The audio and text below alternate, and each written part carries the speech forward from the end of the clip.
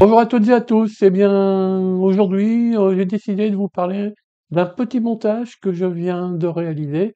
C'est un système qui permet de commuter de la puissance à partir de petits microcontrôleurs, par exemple, hein. Donc à partir de signaux faibles, venir enclencher l'alimentation d'un organe plus puissant. Alors en fait, j'en avais marre de bousiller mes breadboards en y posant dessus des transistors MOSFET qui ont déjà des pattes assez larges et du coup j'abîmais les pastilles des breadboards. En plus, j'étais limité en courant sur les breadboards, donc vous savez qu'on ne peut pas faire passer trop de courant. Et bien sinon, je devais exporter mes MOSFET, en faire un montage en l'air vite fait, sortir le fer à souder, etc., etc. Donc vous le savez, hein, lorsqu'on est en mode bidouillage, on a vite fait de faire un court-circuit et de bousiller quelque chose. Donc j'en ai eu assez de faire de la bidouille là où ce n'était pas nécessaire, là où c'était évitable, et donc j'ai décidé de créer cette petite plaquette qui peut aussi bien servir pour des essais avec des breadboards, mais ça peut aussi être implanté sur un montage beaucoup plus fini. Allez, on passe au schéma. Le voici. Voilà. Donc en fait, c'est ce qu'on appelle un low side switch, c'est-à-dire une commutation par le bas, hein. C'est-à-dire que là, alors, tout d'abord, hein, j'ai 4 fois le même montage, hein, puisque j'ai 4 canaux séparés, mais avec la masse commune, hein. Donc, en fait, supposons comme organe un moteur d'essai à courant continu. Je le pose ici, entre le plus et moins.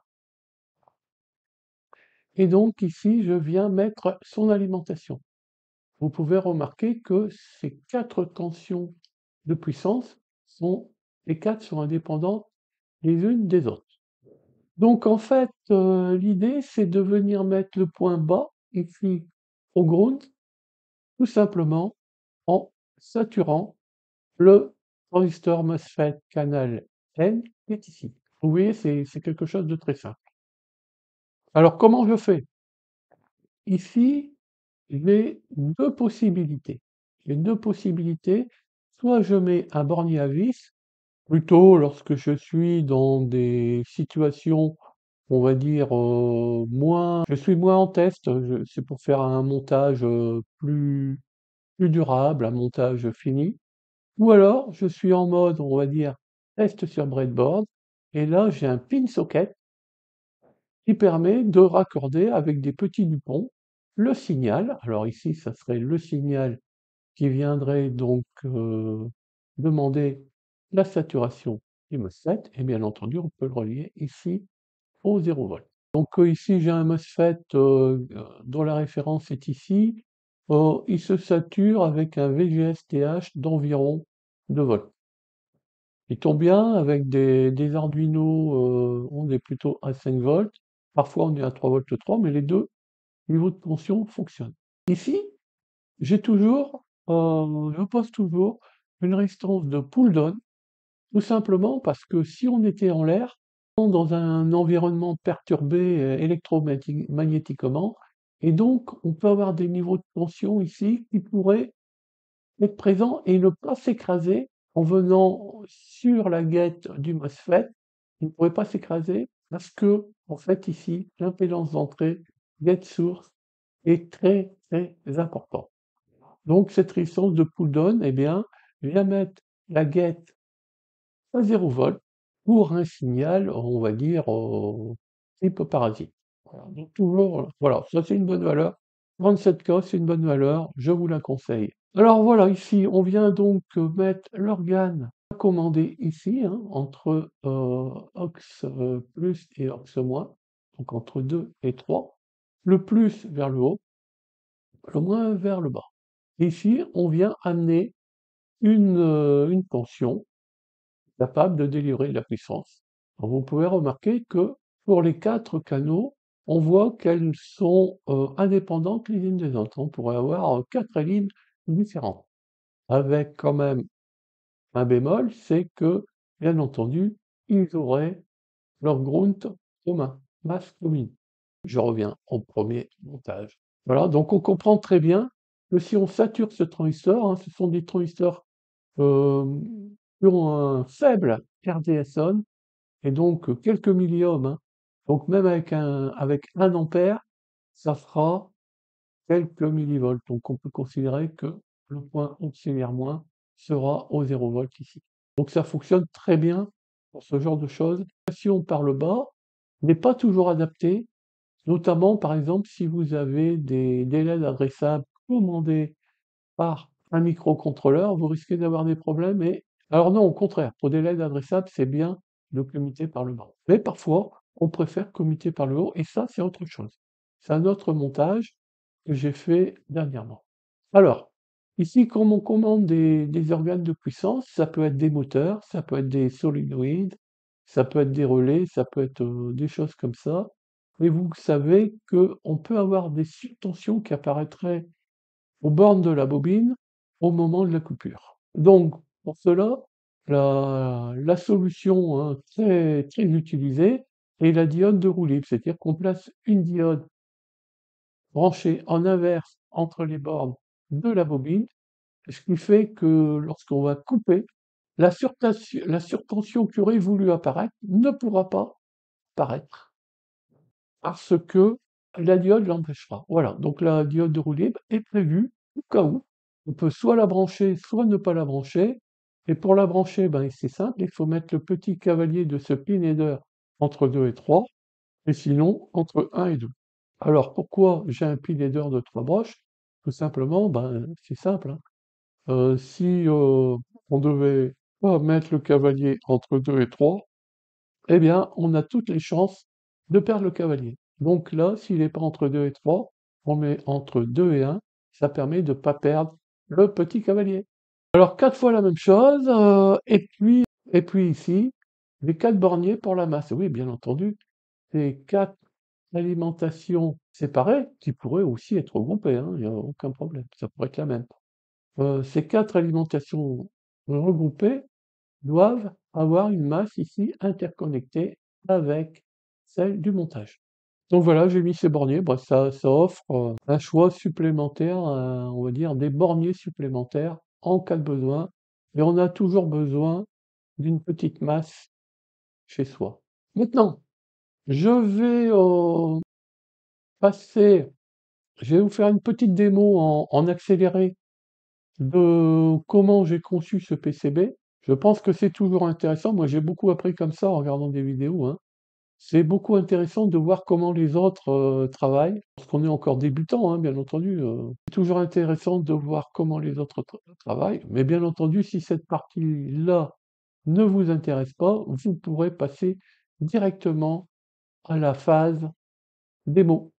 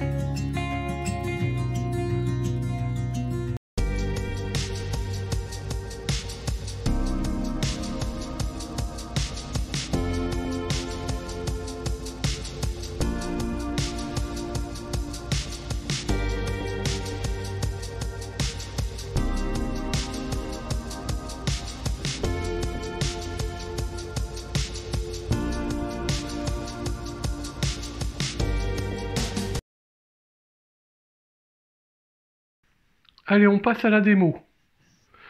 Donc ici, j'ai ma plaquette avec mes 4 sorties. Et je viens, pour la tester, j'ai trouvé l'idée intéressante de mettre des moteurs. Donc en fait, ici, j'ai le moteur M1, le moteur M2, M3 et M4. Ici, j'ai mon alimentation. Donc il sort ici sur le bornier de gauche du 12 volts, qui peut aller jusqu'à 3300 mA. Ici, j'ai du 5 volts qui peut aller jusqu'à 1 ampère. Et là, j'ai du 3 volts 3, 1 ampère également. Là, ici, je prends le 5 volts, en fait, qui est ici. Je le mets là sur le rail. Ici. Et là, j'ai mes 4 entrées que je viendrai brancher ou pas sur le rail du 5 volts. Au niveau de mes 4 sorties, ont chacune un bornier 3 broches. La broche de gauche, c'est la broche puissance. Ça peut être une tension différente. Mais moi, pour mon essai, je les ai toutes reliées ici à un bornier de répartition qui est là. Donc, j'en ai 4 qui sont branchés. Et là, ici, j'amène le 12 volts qui est là-bas. Ici, le 0 volt, je l'ai branché sur un de ces borniers qui est ici. Oui, parce que j'avais la place et je sais qu'on a toujours besoin d'une masse à raccorder. Ben, je me suis dit, autant les mettre des borniers ici pour la masse. Ici, j'ai 4 transistors MOSFET canal N qui sont là pour switcher la puissance vers les moteurs. En fait, on vient ramener l'autre borne du moteur au ground. Ici, j'ai mis en place une possibilité de brancher des diodes de roue libre. On les voit ici. Par exemple, ici, ce sont des moteurs, et donc il faut absolument mettre une diode de roue libre. Voilà, en fait, en mettant ici le cavalier à gauche, je mets en service la roue libre. Voilà, nous allons faire une petite démo. Donc, ce que je vais faire... Ah oui, ce que je peux dire. En fait, ici, je vais venir mettre un signal logique A1. En fait, je vais renvoyer mon 5 volts. Mais on pourrait, si on le souhaitait, envoyer un signal PWM. Ce serait d'autant plus intéressant avec un Arduino XIAO, par exemple, puisque lui, tous ses ports, sauf le premier, le D0, qui est en fait le port pouvant fournir un signal DAC, donc un signal numérique converti en analogique. Tous les autres ports du Arduino XIAO sont compatibles PWM. Donc nous ici dans la démo, on va pas faire du PWM, on va simplement mettre un signal logique A1. Très bien. Eh bien, on va mettre le système en service. J'enclenche ma petite alim. J'ai fait une vidéo sur cette alim dernièrement. Je crois que c'est la vidéo DFT A179. J'ai mis la tension. Maintenant, on va mettre le premier moteur qui est ici en service, tout simplement. Ici, on va en mettre son entrée à 1. Le moteur tourne. On va faire pareil pour le moteur 2. Donc le fil jaune qui est...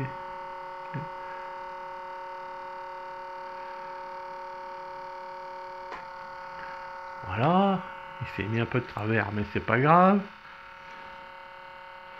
On va mettre le troisième.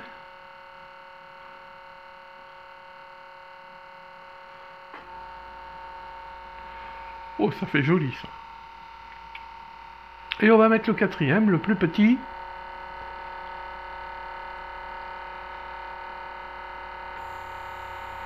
Et voilà, nous avons les 4 moteurs qui tournent.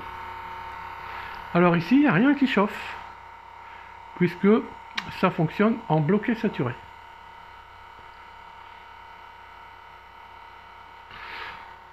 Très bien, bah écoutez, cette platine, moi je la trouve très bien, à la fois pour faire des essais en labo, hein. Si vous avez une plaquette Arduino que vous commandez les actionneurs et en les commutant par le bas, hein, eh bien c'est l'idéal. J'ai fait une autre platine, hein, pour les commuter par le haut, mais celle-là, bon, c'est encore assez classique, hein. Mettre un organe de puissance, que ce soit un moteur, un groupement de LED, un relais, une bobine de quelque chose, un électroaimant, c'est l'idéal pour ça. Et là, vous pouvez en faire 4. Alors, au niveau du circuit imprimé, du PCB, vous verrez le schéma. Il sera joint dans tous les liens de la vidéo. Vous verrez qu'il a quand même été conçu pour permettre le passage de courant important. Moi, j'estime à 1 ampère par canal. Hein. 1, 2, 3, 4. J'ai pas fait d'essai, mais il s'est passé quelque chose, oui. Et le petit moteur a décidé de s'enfoncer dans la boîte. Pour l'instant, il tourne encore. Tout est froid. C'est nickel. Vous pouvez remarquer aussi mes supports magnétiques. Ici, j'ai une plaque métallique que j'ai recouverte d'un film d'une certaine couleur, hein, donc autocollant. Et tous mes supports maintenant sont, la plupart bien entendu, sont montés sur un... J'ai un petit aimant en dessous. C'est des aimants en ruban. C'est nickel parce que vous voyez là, je fais une démo et il n'y a rien qui bouge. Écoutez, j'espère que cette petite plaquette vous a plu. Alors dans le boulot, quand je travaillais, moi j'ai travaillé dans les centrales nucléaires une grande partie de ma carrière.